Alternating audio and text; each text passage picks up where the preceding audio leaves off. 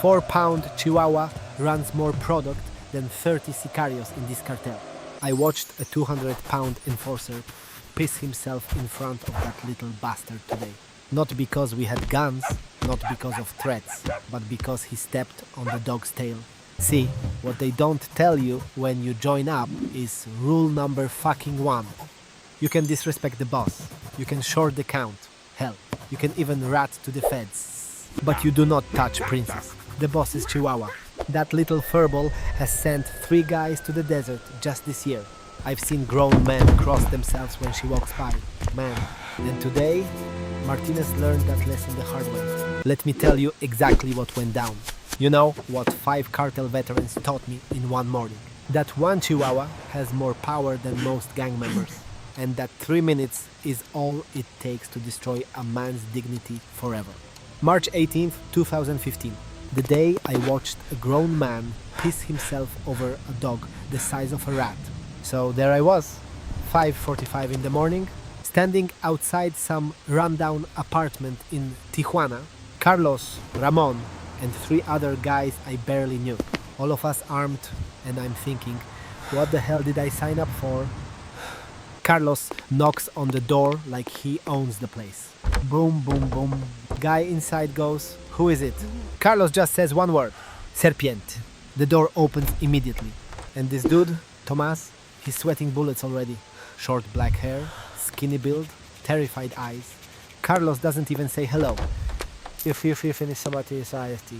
$5,000. Where is it? Now, let me rewind real quick, because 3 hours earlier, I had no idea this was coming. I showed up to the bar at 5:30 a.m., 15 minutes early, like always. What is trying to be the perfect little cartel soldier. Carlos was already there, drinking coffee. He looked at me and laughed. "Kid, you keep showing up this early. People gonna think you're a kiss-ass." I asked if that was bad. He just smiled and said, "Depends. Are you?" Before I could answer, Ramon walks in. Short grey buzz cut, dog tags jangling. Dude looks like he just got back from Iraq. He dropped something on the table. A notebook, an actual fucking notebook with handwritten rules. I couldn't help it. I laughed. Ramon stared at me like I just slapped his mother. Something funny. Kid. Carlos actually cracked up though. He's got a point. Ramon, we do look like HR right now. Ramon didn't smile. These rules keep you alive or get you killed. Your choice. Then he opened that notebook and started reading. Rule number 1, never use real names in public. Only code names or nicknames. I asked what happens if you slip up.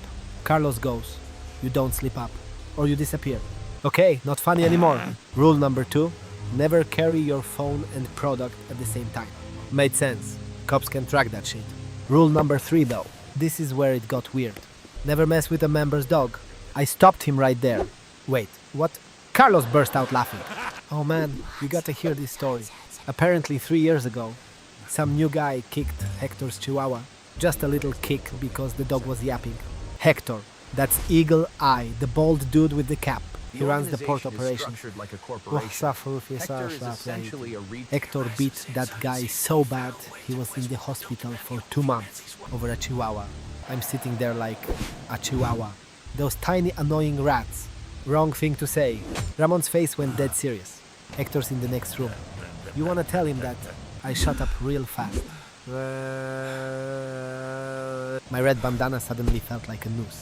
Carlos looked at me and said, "Forget the rest of the rules for now. Today you learn by doing. We're collecting a debt." That's how I ended up outside Tomas's apartment. I looked at myself in the mirror, realized wearing the bandana on my head looked cooler. Wearing it around my neck made me look like a baby with a bib. So back to the present. We're inside now, and the first thing I see, a tiny chihuahua in the corner, barking its little head off. Marcos, this crazy dude with spiked hair and a face tattoo. He sees the dog first. Looks at Ramon, then at Carlos. They all start grinning. Tomas sees where this is going. He picks up the dog like it's a damn shield. "Please, don't hurt Paco. He's all I have." Carlos, deadpan as hell, goes, "We're not here for your dog, Tomas. We're here for our money." But Marcos, that crazy bastard, he walks up real close to the dog, makes this ridiculous face. The dog goes absolutely insane. barking, snapping, little teeth everywhere. I'm trying so hard not to laugh. 5 cartel guys in a standoff with a chihuahua? Ramon caught me smiling, whispered, "Don't laugh yet." Carlos told Tomas to put the dog down. Tomas did, hands shaking. Then Carlos laid it out simple. "You have 2 choices. Pay us now, or we take something of equal value." Tomas said he didn't have $5,000. Carlos nodded like he expected that. "I know, so we're taking your car." Tomas completely lost it. Started crying, begging, saying he needed it for work. Carlos didn't even blink. "Should have thought of that before you borrowed money you couldn't pay back." Then Tomas, still crying, said the stupidest thing I've ever heard. "What if I just leave town? Start over somewhere else?" The room went silent.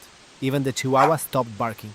Carlos grabbed Tomas by the collar, dragged him outside, literally dragged him. The whole neighborhood watched from windows. But nobody came out, nobody helped. That's the rule here. You don't get involved. Carlos threw Tomas against his beat-up Honda. Then he pulled out a knife.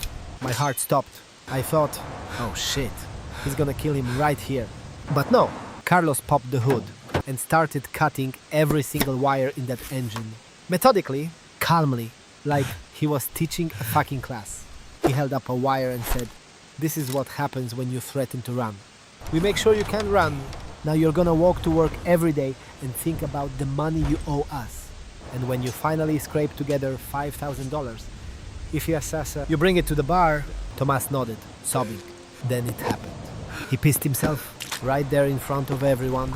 Marcos saw it first and tried not to laugh. Failed completely. Started giggling like a kid. Then Eduardo joined in. Even Ramon cracked a tiny smile. We walked away, leaving Tomas standing there in his own piss, next to his destroyed car, holding his chihuahua. Once we turned the corner, Marcos completely lost it. Full on laughing, bent over, tears streaming. Did you see that grown-ass man pissed himself? Even Carlos was smiling. But then he turned to me, serious again. "You think that's funny?" "Jimmy, I didn't know what to say." He goes, "It is funny, but it's also a lesson. That man just learned that running isn't an option, that we'll always find him, that there are consequences."